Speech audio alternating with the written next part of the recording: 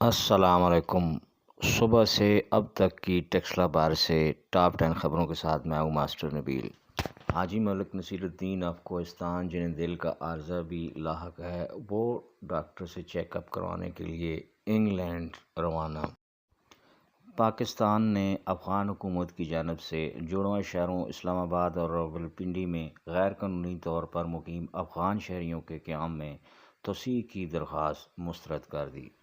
ان افغان شہریوں کو گزشتہ برس 28 فروری 2025 تک پاکستان چھوڑنے کا حکم دیا تھا۔ ٹیکسلا چوک میں تزئین و آرائش کا کام جاری ہے۔ ٹیکسلا چوک رات کو روشنیوں سے جگمگا اٹھا اور یہاں پر فوارے بھی بنا دیے گئے۔ New city walk and phase 2 get کے ساتھ ناجائز تجاوزات کرنے والوں کی بلدیہ اور کنٹونمنٹ کی ٹیم کے کام میں رکاوٹ پیدا کرنے کی کوشش گرداور ملک شفیق نے ناکام بنا دی۔ ٹیکسلا انتظامیہ نے پیمانہ معیار اور کاغذات چیک کیے گئے۔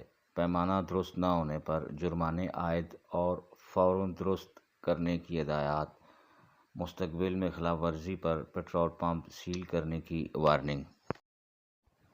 اٹک پٹرول پمپ رتا شاہ چوک جرمانہ اور وارننگ۔ امزا پٹرول پمپ مرگلہ ٹھیک، اٹک پٹرول پمپ بائی پاس ٹھیک، ایدر پٹرول پمپ مرگلہ ٹھیک، عثمان پٹرول پمپ مرگلہ ٹھیک، شیخ P S O petrol pump ٹھیک، شاہ عالم پٹرول پمپ بہتر موڑ جرمانہ اور وارننگ۔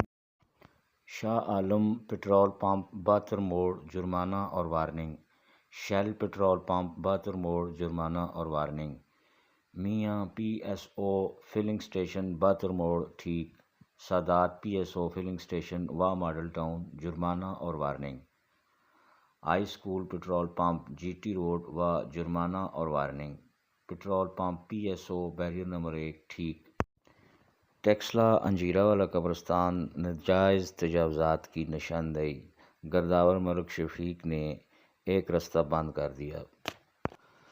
تھانہ صدرواہ اور سی آئی اے سرکل ٹیکسلا کی مشترکہ کارروائی۔ 24 گھنٹوں میں اغوا کار گرفتار۔ اغوا کاروں نے ایک فیملی جس میں ماں 2 بیٹے تھے، ان کو افغانستان سے پاکستان یورپ کے ویزا کا لالچ دے کر بلوایا اور اغوا کر لیا، اور بیٹوں کو ماں کے سامنے برہنہ کر کے تشدد کر کے ویڈیو بنائی گئی۔ لواحقین سے 1.5 لاکھ تاوان کا مطالبہ کر رہے تھے۔ 3 ملزمان گرفتار۔ پاکستان نے افغان حکومت کی جانب سے جڑواں شہروں اسلام آباد اور راولپنڈی میں غیر قانونی طور پر مقیم افغان شہریوں کے قیام میں توسیع کی درخواست مسترد کر دی۔ ان افغان شہریوں کو گزشتہ برس 28 فروری 2025 تک پاکستان چھوڑنے کا حکم دیا۔